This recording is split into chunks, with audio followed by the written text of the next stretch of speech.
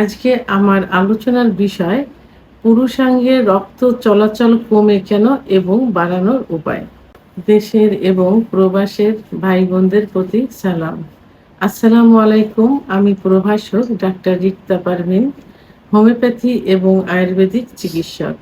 যখন যৌন অক্ষমতার রোগীর চিকিৎসা দেওয়া হয় তার মধ্যে আমরা যেসব রোগী পেয়ে থাকি, কারো দেখা যায় সহবাসের ইচ্ছা কমে যায়, কারো সহবাসের উত্থান কমে যায়, অর্থাৎ লিঙ্গের উত্থান কমে যায়, কারোর সহবাসের সময় কমে যায়। তো এখানে যে লিঙ্গের উত্থান কমে যায় অর্থাৎ ইচ্ছা হচ্ছে কিন্তু লিঙ্গ দাঁড়াচ্ছে না, যাও বা দাঁড়াচ্ছে বীর্যপাত ছাড়াই আবার নিস্তেজ হয়ে যাচ্ছে। আবার দেখা যায় কিছু কল্পনা করলে, কিছু ভাবলে, সেক্স জাতীয় কোনো কিছু মনে করলে মানসিকভাবে ইচ্ছা হয় কিন্তু শারীরিকভাবে হয় না, অর্থাৎ লিঙ্গ উত্থান হয় না। তো এটা আমরা বলে থাকি যে কেন হয় না? তো এই কেন হয় না এটা আমরা বিশ্লেষণ করি যে সাধারণত লিঙ্গের মধ্যে রক্ত চলাচল কমে গেলে লিঙ্গের উত্থান হয় না। তো যখন শরীরে সেক্স উত্তেজনা আসে তখন টোটাল বডিতে রক্ত চলাচল করে। বিশেষ করে হার্টের থেকে লিঙ্গের ভিতর রক্ত চলাচল বেশি করে। তখন কি হয়? লিঙ্গ লোহার মতো শক্ত হয়ে দাঁড়িয়ে যায়।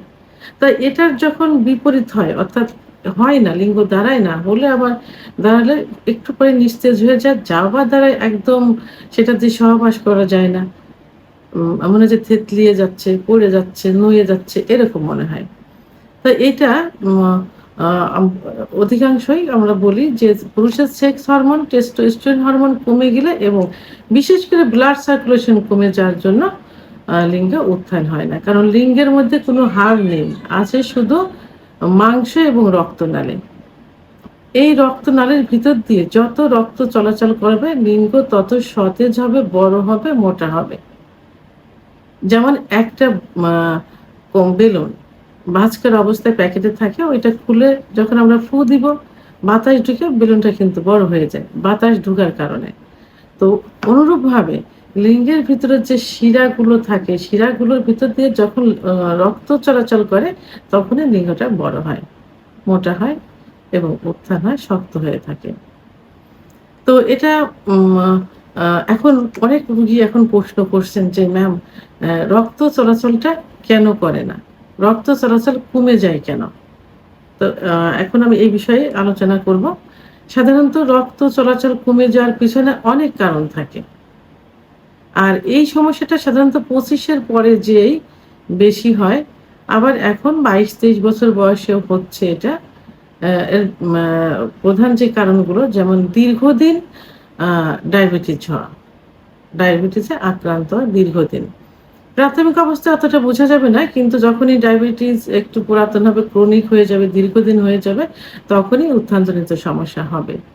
এবং আ যদি উচ্চ রক্তচাপ দীর্ঘদিন থাকে এবং সেটা যদি কন্ট্রোলে না থাকে এবং উচ্চ রক্তচাপের যে বিভিন্ন ওষুধ খাওয়া হয়, এর পার্শ্ব প্রতিক্রিয়া হিসেবে কিন্তু ব্লাড সার্কুলেশন অর্থাৎ রক্ত চলাচল কমে যায়।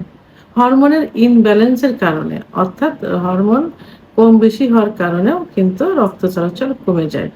হার্টের সমস্যার কারণে অর্থাৎ হৃৎপিণ্ডের বিভিন্ন রোগের কারণে কিন্তু এটা হয়। এজন্য কি করতে হবে? প্রপারলি ভাবে হার্টের আম আ এবং আ উচ্চ রক্তচাপের ডায়াবেটিসের চিকিৎসা নিতে হবে এবং চিকিৎসকের অ্যা আ তত্ত্বাবধানে থাকতে হবে। হ্যাঁ, এবং সবচেয়ে বড় যে সমস্যা সবাই মনে করে থাকে এবং যেটা সাধারণত হয় সেটা হলো দীর্ঘদিন যাবৎ যদি হস্তমৈথুনে লিপ্ত থাকা যায়। অর্থাৎ যাদের হস্তমৈথুনটা অভ্যাসে পরিণত হয়ে গেছে বা নেশায় পরিণত হয়ে গেছে।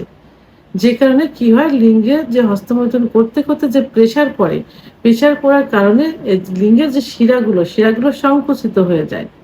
সংকুচিত হয়ে যাওয়ার কারণে ব্লাড সার্কুলেশনটা কমে যায়। তাহলে অতিরিক্ত হস্তমৈথুন, অতিরিক্ত বিছানায় ঘর্ষণ দিয়ে বীর্যপাত। বিছানায় ঘর্ষণ দিয়ে বীর্যপাত করলে লিঙ্গের গোড়ায় অসংখ্য শিরা থাকে। শিরাগুলো লুজ হয়ে যায়, অনেক সময় চিড়ে যায়। আবার অতিরিক্ত স্বপ্নদোষের কারণে হয়ে থাকে। তো এইসব কারণে কি হয়? লিঙ্গে রক্ত চলাচল কমে যায়। এখন এই রক্ত চলাচল বাড়ানোর জন্য কি করতে হবে? যে কারণগুলো হস্তমৈথুন, বিছানায় ঘর্ষণ, এগুলো স্বপ্নদোষ, এগুলো থেকে দূরে থাকতে হবে। স্বপ্নদোষ কেন হয়? অতিরিক্ত সেক্সুয়াল চিন্তাভাবনা করলে এবং পর্নোগ্রাফি দেখলে, রাতে ঘুমানোর আগে এসব বিষয় চিন্তাভাবনা করলে তার বহিঃপ্রকাশ হিসাবে স্বপ্নদোষ হয়। সেহেতু এইগুলো থেকে দূরে থাকতে হবে। হস্তমৈথুন নেশায় পরিণত হলে অবশ্যই চিকিৎসা নিতে হবে। ধর্মীয় অনুশাসনগুলো মেনে চলতে হবে, নামাজ রোজা থাকতে হবে। যারা অন্য ধর্মের থাকে তারা নিজস্ব ধর্মের রীতিনীতি মেনে চলবে এবং ডায়াবেটিস, উচ্চ রক্তচাপ অবশ্যই কন্ট্রোলে রাখতে হবে। হার্টের রোগীদের হার্টের ডাক্তারের তত্ত্বাবধানে থাকতে হবে, প্রপারলি চিকিৎসা নিতে হবে। এর পাশাপাশি কি করতে হবে? অবশ্যই একজন অভিজ্ঞ সম্পন্ন রেজিস্টারকৃত হোমিওপ্যাথি ডাক্তারের শরণাপন্ন হতে পারেন। ডাক্তার কি করবেন? আপনাকে একটা লিঙ্গের আল্ট্রাসাউন্ড দিবেন, কালার ডপলার আল্ট্রাসাউন্ড দিবেন। আল্ট্রাসাউন্ডে দেখা যাবে যে পেনিসের শিরাগুলো, অর্থাৎ লিঙ্গের শিরাগুলোর কি অবস্থা।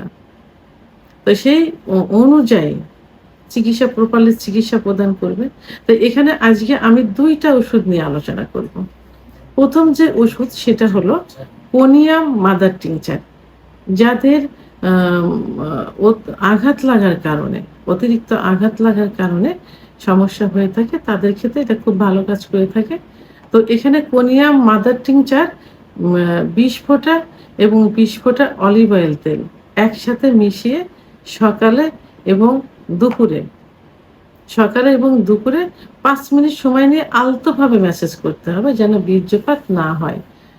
তো এতে কি হবে? যে শিরাগুলো সংকুচিত হয়ে যাবে, ব্লাড সার্কুলেশন হবে না, এর কারণে শিরাগুলো কুঁচকিয়ে যায়।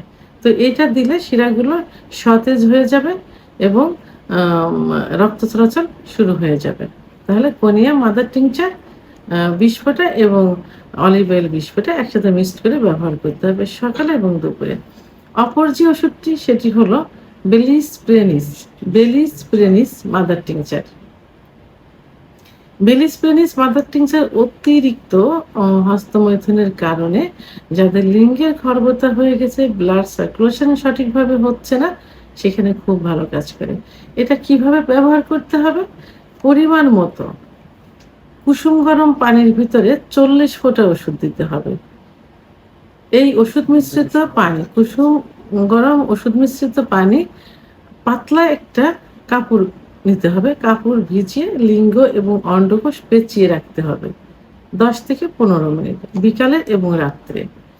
এখন কুসুম গরম পানির ভিতরে কাপড়টা দিলে অনেক সময় কাপড় কি হয়, ঠান্ডা হয়ে যেতে পারে। এই জন্য কাপড়টা আগে টকবকে গরম পানির ভিতর দিয়ে একটু ভিজিয়ে চিপে নিতে হবে, যাতে এই পানির ভিতর, ওষুধ মিশ্রিত পানির ভিতর দিলে ঠান্ডা না হয়।